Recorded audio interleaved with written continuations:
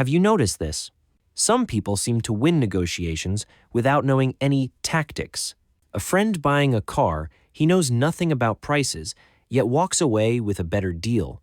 Or a coworker asking for a raise, his case isn't strong, but somehow he still gets it.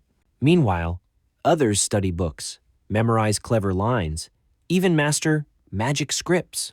But when they sit at the table, their hands sweat, their voice shakes, their presence vanishes. And the result? Usually, not what they hoped for. Is this just luck? Not really. The famous Harvard negotiation project gave us a strong framework. Principled negotiation. It's brilliant, yes. But here's the twist. It's not the whole story. Because outside the classroom, there's a hidden factor, one that decides success or failure more than any script. And today, we'll uncover that secret. Before we reveal the secret, let's look at how most people go wrong. Mistake 1. Over-relying on techniques. Many treat negotiation like a debate. If they say A, I reply with B. But real negotiations never follow a script.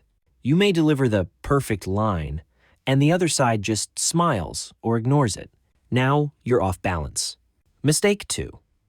Treating negotiation as a win-lose game. We hear people say, I have to win this deal. But most negotiations are not one-time battles. They're the foundation of long-term relationships. You can push hard and win today, but tomorrow, the other side may never want to deal with you again. That kind of win is actually a loss. Mistake 3. Overvaluing logic, undervaluing emotion. Many believe numbers are most persuasive, but psychology proves emotions drive decisions first. You can show a flawless report, but if the other side feels stressed or disrespected, they already decided to reject you. I once heard of a company presenting a perfect financial model, yet the client chose another vendor not because of the math, but because the competitor made them feel safer, understood. They didn't buy numbers, they bought trust. The Harvard project gave us one key insight. Negotiation isn't a clash of positions, it's an exchange of interests. Their principled negotiation has 4 pillars. 1. Separate people from the problem. Don't confuse emotion with the issue. 2. Focus on interests, not positions. Ask why, not just how much. 3. Create options for mutual gain. Think, we both win, not just I win. 4. Use objective standards, market data, legal rules, expert benchmarks. This framework brings structure and avoids fights caused by emotions. But here's the catch. It assumes people are rational. In reality, negotiations involve humans with fears, desires, egos. That's why even when you follow Harvard's rules, you can still fail. Because one missing piece never makes it into textbooks. What really decides the outcome is not what you say, it's the state of energy you bring. What's energy state? Not mysticism.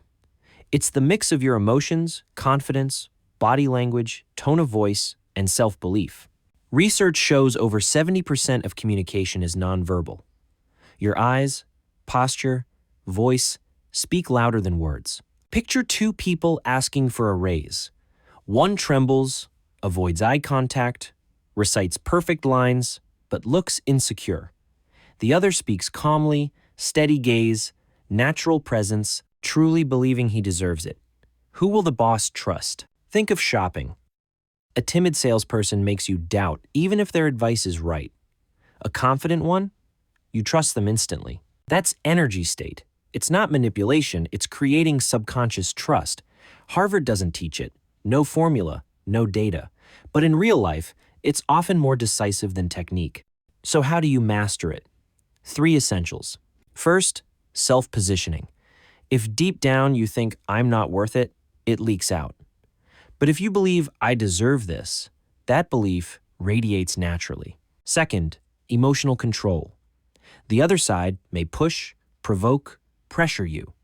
A real pro doesn't suppress emotion, they stay centered while feeling it, like a sailor steering steady in rough seas. Third, presence. Not loud, dominant, stable presence. When your energy is calm, the room adapts to you. That steadiness is more powerful than shouting. People ask, but isn't confidence inborn? Some seem naturally bold, others nervous. Truth is, energy state can be trained just like athletes warm up or singers prep before stage. Here's how. 1. Meditation. 10 minutes a day clears anxiety, resets your mind. Studies show it calms the amygdala, so under pressure, you stay rational. 2. Scenario rehearsal. Visualize the negotiation, even the worst case. It's like military drills or medical training. When the moment comes, you've already been there in your mind. 3. Self-affirmation. Before you enter, look in the mirror and say, I'm ready. I'm worth it. Words aren't just for others, they reprogram your own subconscious. Bonus tip. Psychologist Amy Cuddy's power pose. Stand tall, chest open, for 2 minutes. Some debate the science, but many feel a real shift. Think of it as a mental switch to step into your strongest state. So here's the truth. Energy alone isn't enough. Techniques still matter. Think of negotiation like a duel. Techniques are your sword. Energy is the strength to swing it. Without skill, you slash wildly. Without energy, even the sharpest blade is useless. True mastery means having both. So let me challenge you with 3 steps. First, before your next negotiation, don't rush to memorize lines. Take 3 minutes, breathe, stand tall, and remind yourself, I'm worth it.